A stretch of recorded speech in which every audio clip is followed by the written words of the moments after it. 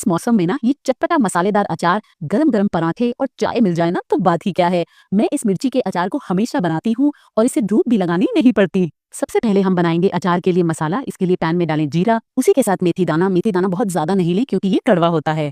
अब हम डालेंगे सौंफ और यहाँ मैं ले रही हूँ राई दाल। ये बहुत आसानी से आपको किसी भी ग्रोसरी शॉप में या ऑनलाइन मिल जाएगी, बट अगर आपको ये नहीं मिलती तो आप रेगुलर राई भी यूज कर सकते हैं। ये जनरली हम अचार में यूज करते हैं, इससे टेस्ट बहुत ही बढ़िया आता है। तो बस अब हम इसे लो से मीडियम हीट पे रोस्ट करेंगे सिर्फ 2 मिनट तक। हमें इसे ओवर कुक नहीं करना।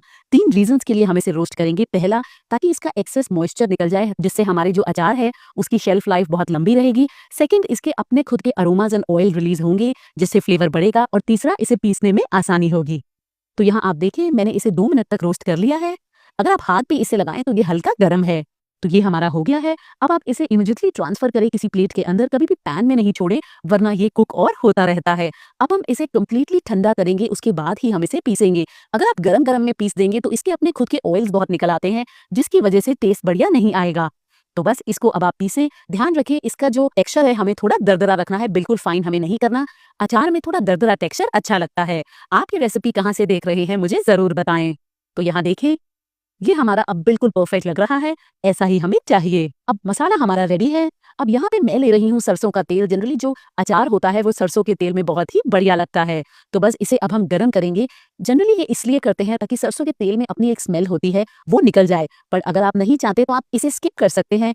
आप अचार में डायरेक्टली तेल डालें और उसको धूप में 3-4 दिन के लिए रख सकते हैं। तो यहाँ मैं गरम कर रही हूँ।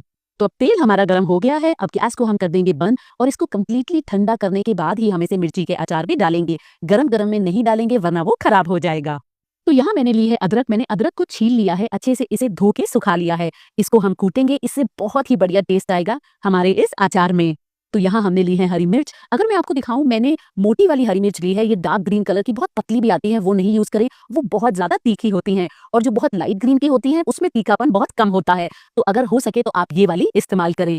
तो बस अब आप इसके ऊपर की डंडी निकालें। ध्यान रखें मिर्चियां आपकी धुली हुई हो, सूखी हो, इसमें बिल्कुल भी पानी नहीं हो।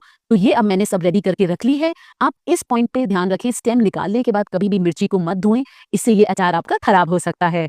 तो अब यहाँ मैं मिर्चियों को काट रही हूँ। आप देखें, आप इतना बड़ा या इतना छोटा अपनी पसंद का कोई भी साइज ले सकते हैं। मैं जनरली थोड़ा छोटा छोटा पसंद करती हूँ। किसी को अगर ज्यादा नहीं चाहिए तो वेस्टेज इसमें कम होती है।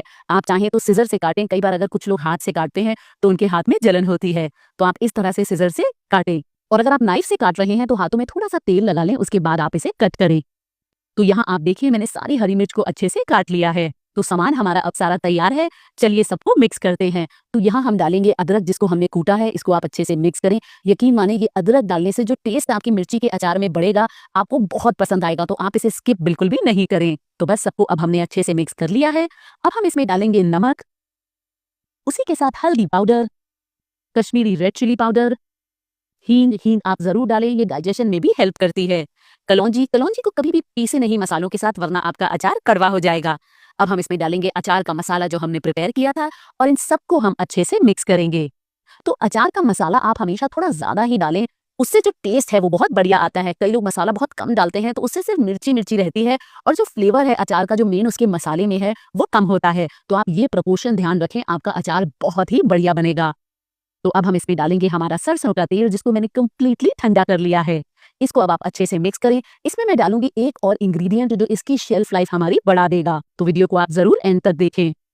इसमें अब मैं डालूंगी व्हाइट विनेगर यानी कि सिरका। जी हाँ, ये है वो इंग्रेडिएंट जो अचार में डालना बहुत इंपॉर्टेंट है। इससे आपके अचार की शेल्फ लाइफ बहुत ज्यादा बढ़ जाती है। आप इसे अच्छे से मिक्स करें और आप इस अचार को स्टोर कर सकते हैं पूरे 1 साल तक रूम टेम्परेचर पे। वैसे तो ये अचार इतना टेस्टी बनता है कि झटपट से ऐसे ही खत्म हो जाएगा। तो देखिए बहुत ही बढ़िया लग रहा है। आप कोई भी कांच की शीशी लें या चीनी मिट्टी की शीशी लें, उसे अच्छे से धो लें, सुखा लें, उसके बाद आप इस अचार को इसमें स्टोर करें। बस ध्यान रखें गीला हाथ उसमें नहीं लगे। अगर आपको आज की मेरी ये रेसिपी पसंद आई है तो मुझे जरूर लिखकर बताएं, मैं आगे आपके लिए और क्या बनाऊं।